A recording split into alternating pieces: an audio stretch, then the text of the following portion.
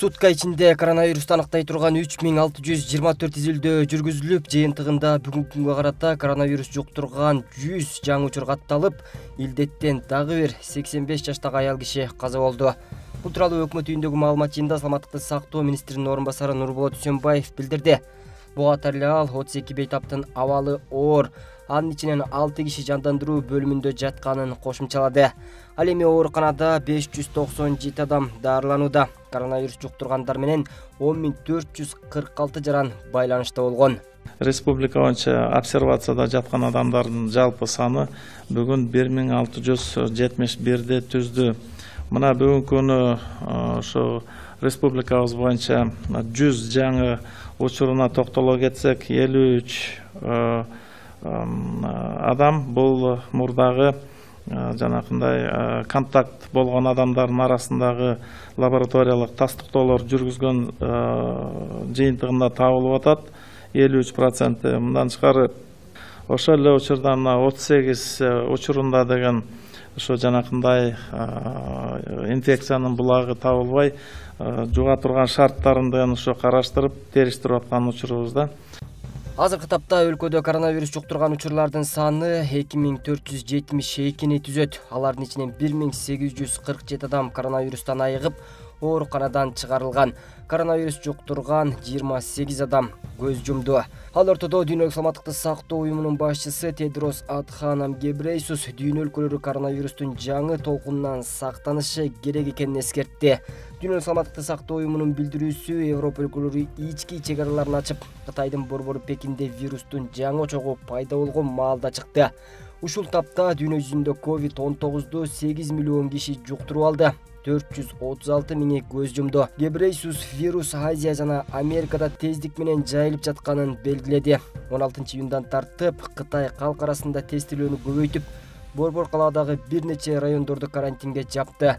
Пекинде акыркы 50 күн катары менен вирус катталган эмес. Учурда оорунун экинчи толкуну пайда болушу ыктымал деген кооптонуулар бар. Ал арада 15 июндан тартып көптөгөн европалык өлкөлөр 3 айлык карантинден кийин чек-араларын ачып, коңшу мамлекеттерден турист күтө башташты.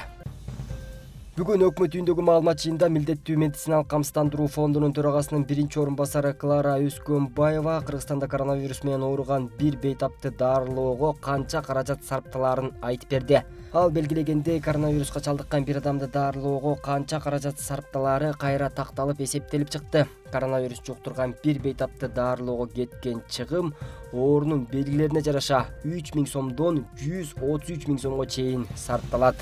Иштелип чыккан акы төлөө механизми коронавирус инфекциясы менен ооруган бейтаптардын илдетинин канчалык деңгээлге оор экендигин жана контактта болгон адамдардын обсерваторлордо болгон күндөрүнүн узактыгын эске алуу менен эсептелди. Мындан тышкары COVID-19 илдети менен симптомсуз ооруган бейтаптарга көрсөтүлгөн кызмат үчүн төлөөнүн наркы эсептелди. Анткени алар да стационарларга жаткырылып жатышат. Коронавирус инфекциясы дарылоо менен байланышкан госпиталдаштыруулар үчүн төлөөнүн өлчөмү. Симптомсуз формасы 3030 сом. Оорусу жеңил даражадагы бейтаптар үчүн 3500 сом төлөнөт. Орто даражадагылар үчүн 10817 сом төлөнөт. Оорусу оор даражадагы бейтаптар үчүн 70427 сом жана өтө оор даражадагылар үчүн 132 сом төлөнөт. Бүгүн парламенттеги коалициялык көпчүлүк өзүнүн отурумунда өкмөт башчы кызматына сунушталып жаткан Кубатбек Бороновдун талапкерлигин жана өкмөттүн жаңы курамын колдоду. Министрлик кызматтарда өзгөрүүлөр дээрлик болгон жок. Маалыматтык технологиялар жана байланыш мамлекеттик комитетинин төрагасы жана өкмөттүн аппаратынын башчысы алмашты. Ал кызматтардын биринчисине Алтынбек Исмаилов, ал эми өкмөттүн аппарат башчылыгына Таалайбек Темиралиевдин талапкерлиги сунушталды. Ал эми биринчи вице-премьерлик кызматка Жогорку кеңештин мурдагы депутаты Алмазбек Батырбеков көрсөтүлдү. Кыргызстандын Орусиядагы элчилигинин 15 июндагы маалыматына караганда, ушул жылдын 20 мартынан 14 июнуна чейин Орусиянын түрдүү шаарларынан Кыргызстанга 47 учак каттама жана Оренбург облусунан Казакстан аркылуу 20 автобус менен 9806 адам жеткирилди. Ал эми ушул тапта мекенине кайтууну көздөп кайрылган жарандардын саны 7000ден ашык. Элчилик Орусиянын аймагындагы гана кыргызстандыктар деле эмес, Кыргызстанга Россия Федерациясы аркылуу транзиттик жол менен бүт дүйнө жүзүнөн учуп келген жарандарга да көмөк көрсөтүлүп жатканын кабарлады. Мурдараак Орусиядан Кыргызстанга чартердик каттамдар апта сайын уюштурулаарын маалымдаса, азыр элчилик бир жумада 2 жолу каттам уюштуруу пландалган. Анын бири ишемби күнү Ош шаарына, бири жекшемби күнү Бишкек шаарына. Бул ишти жүзөгө ашыруу үчүн кошумча сүйлөшүү иштери жүргүзүлүп жатат. Учурда Бишкекке учуп бара турган 200 орундуу учак 400 орундуу учакка, ал эми Ошко учуп бара турган 176 орундуу учак 300 орундуу учакка алмаштырылды. Кыргызстандын Ош шаарында Иран Ислам Республикасынын каржылоосу менен курулуп жаткан спорт комплекс жакынкы 10 күндүн ичинде пайдаланууга берилет. Бул тууралуу Ош шаардык шаар куруу жана муниципалдык менчик башкармалыгынын башчысы Алтынбек Пирматов Knews.com сайтына билдирди. Курулуш дээрлик аяктап калды. Жакынкы 10 күндүн ар жак бер жагында пайдаланууга берилет, деди Пирматов. Буга чейин маалым болгондой, аталган объект байыркы Ош шаарындагы эң чоң спорт комплекси болуп калат. Анда волейбол, баскетбол, бокс, күрөш, теннис оюндары өтүүчү залдар болуп, 200дөй көрүүчүлөр үчүн да орундуктар курулат.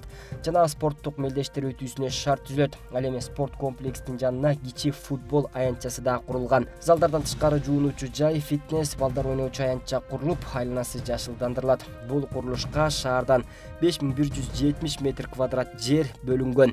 Спорт комплексинин курулушу 2019-жылы 28 июнунда башталып, ага Кыргызстан менен Иран Ислам Республикасынын расмий өкүлдөрү катышып, фундаментине капсула салышкан. Эске салсак, бул долбоорду ишке ашырууга 2011-жылы эки тараптуу макулдашууга жетишилген. Анда Иран тарап Кыргызстандын түштүгүндөгү улуттар аралык кандуу кагылышуудан кийин Ош, Жалал Абад шаарларын калыбына келтирүү менен андан ары өнүктүрүүгө көмөк көрсөтүү максатында кол сунган.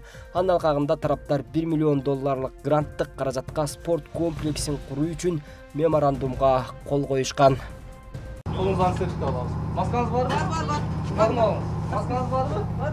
Тагыныңыз. Шöyle тагынып колуңуздан сертификат алыңыз. Тагыныңыз. Бет капсыз троллейбуска бейкапар чыгууну адатка айландыра баштаган айрым жүргүнчүлөр үчүн бүгүн күтүлбөгөн күн болду. Анткени коомдук унаада аралыкты жана санитардык ченемдерди так сактоо боюнча катаал талаптар коюлган.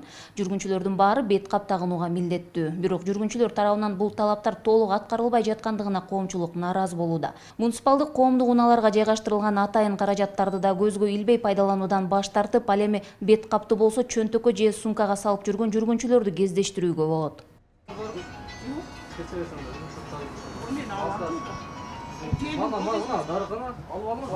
тұрасыз ба? 5 минутта келеді. Жоқ, 5 минут емес, көп болды да. 5 минутта аз келеді. Дозаторларды койгонбуз, ушу колду чыкканда сөз дезинфекция кылып чыгыш керек деп. Эскерткенде масканы тагып атат да, ага чейин маскасы бар жанында. Ушу таккандан жеригет да. Анын кээрлерди багы дем алганда кыйналып атам дейт. Транспортта көп болсо бир 20 минут, 30 минут жүрөт. Каражат бөлмөсү ham эл маска тагынбайт, көбүнчө жаштар маска тагынбайт. Маска тагынып, ден соолук болуш керек да. Биз азыр эле келип калдык да, мындай болушун билген жок эле. Ошо азыр мына жерде да аптека жок, ошо таппадым, ошол учурдан маска ала албадым. Болгондо эми бул мен өзүм катачылыгымды сездим. Эми мындан бул жака тагып жүрөм. Ош шаарында коомдук транспорт белгилүү эрежелердин негизинде ишке кирген. 30 жылдан бери айдоочу болуп иштеп келген Нурулло Жороев ушул күндөрү жүргүнчүлөр менен келишпестиктер көп орун алып жаткандыгын айтат. Эрежелерди сактоого чакырган айдоочунун сөзүнө кулак салбай, өз билемдик менен талаптарды аткарбаган жүргүнчүлөр көбөйдү дейт ал. Чоңдор, пенсионерлер урушуп атат набор. Ромолум жап балам дейт, андай деп нагли кетип атат, түш десе сөкүп атат. Кулак салып айтат, салгандар түшүнгөндөр түшүнүп болуптур деп сразу түшүп калып атат. Бирок эле урушуп атат нагли. Мен шашылып атам, мен андай, мен мындай дейт. Ал эми урушуп, сөкүшүп сиз балага каласыз. Коомдук транспортто вирусту жугузуп алуу тобокелдиги абдан чоң экендигин адистер айтып коңгуроо кагышууда. Айрыкча улуу мундагы жарандар менен иммундук тутуму начар жарандар санитардык талаптарды сактоо менен мүмкүн болушунча өзүн өзү изоляцияга алуусу керектигин айтышууда. Коомдук жайларда талаптарды аткаруу биз үчүн эле жасалып жаткандай деп айтат кезекте турган медайым. Бардык келген автомобильлерге, троллейбус бардыгын айтып атабыз. бардық пассажирлерге, шоферге маска тақсын деп, без конца. Но еще есть неисправимый. Без конца бардығын поголовно тоқтатып шығып айтып атабыз. Негізі көпчілік мына маска тағынбай қайдегер болып отыр? Конечно, азыр основной үші контакт бұл, тем более общественное место. Без конца айтып атабыз, жақын отырып, көп ава деп, маска тақ деп. Елден нені байқап отырсыз? Бөгінше маскасыз жүріп отыр? Ооба, бізді постке келгенде масканы тақатты, бізден өтіп масканы чечіп кетеді. Только для нас одевает они маску. Ушундай эле эрежелерди сактоо талабы менен кичи маршруттук унааларда иштөөдө. Шаар ичинде кичи маршруттук унаалар көп болгондуктан алгач жаңы ишин жандандырган айдоочуларга иштөө мүмкүнчүлүгү берилген. Бирок шаар боюнча жалпы 800дөн ашуун унаалардын каттамы 2 эсеге кыскарган. Акыркы күндө кичи унааларга да рейдтерди өткөрүүгө мажбур болушту. Мындан улам азыр көпчүлүк унааларда талаптарды сакташууда. Но антисептик ноке. Начасам очачылат. Но хлор. Мен жуу таза тряпкадан. Өзүңүздөр? Өзү ар рейсте жуу тазалап турабыз. Маска кандай болот атат жүргүнчүлөр? Жүргүнчүлөр тагып атат маска. Силер өзүңөр да талап турасызбы? Экөөбүз запас менен алып турабыз. Көпчүлүк жүргүнчүлөр маскасыз эле чыгып атат да? Андайлар болуп атат да, түштөч неме болбой атат да. Жүргүнчүлөр үчүн эрежелерди сактоо талабы анча деле оор эмес экендигин айтышат. Бирок оору тууралуу түшүнбөстүктөр жана кайдыгерлик мамиле күчөгөндүгүн белгилешет. Өзүбүздө болот атат. Кээде тагынып, кээде тагынбай, кээде өткөндө телевизордон деле берди го. Эмне маска тагынбай атасың сен? Мен бул микробтун барына ишенбейм деп койду. Ушундай ар кандай болуп атат да. Бирок эми дүйнө чөгүлүп аткандан кандай ишенбейт? Ишениш керек да. Ишениш керек, этияттаныш керек. Эми түшүнбөстөн болосо, ооруп калса, анан да бирөөлөрдү көбөйтүп, жуктуруп, оорунун санын көбөйтүп атышат да, ушул токтотууга эми каршы чыгып аткан болуп атат да, мындай айтканда. Ошол эле кезде маршруттук каттамдардын айдоочулары санитардык талаптарга баш ийбей жүргүнчүлөрдү көп салып жүрүшүүдө дегендерге Ош шаарынын мэриясынан айдоочуларга карата чара көрүлгөндүгүн билдиришти. 5 кол барар эмес айдоочулардын арасынан дагы чыгып атат, ошо эскертпей, көрсөтмө коюп койгондор да болот. Биз андай водительдерге чара колдонуп атабыз. Өткөнкү бир иреттин жыйынтыгы менен 6 водительди административдик чара көрдүк. Анан эми водительдердин баарын эле токтотуп койсок, эртеги дагы ким ташыйт элди? Ошону эл туура түшүнүш керек да. Себеби Базарлардан, соода борборлорунан, коомдук транспорттон вирусту жугузуп алуу тобокелдиги чоң экендигин дарыгерлер эскертип келишет. Ошондой эле алар эпидемиологиялык абалы начар шарттарда талаптарга кайдыгер мамиле жасоого чакырышууда. Гүлжан Ажыматова, Бектур Калыбек уулу, Ош шаары.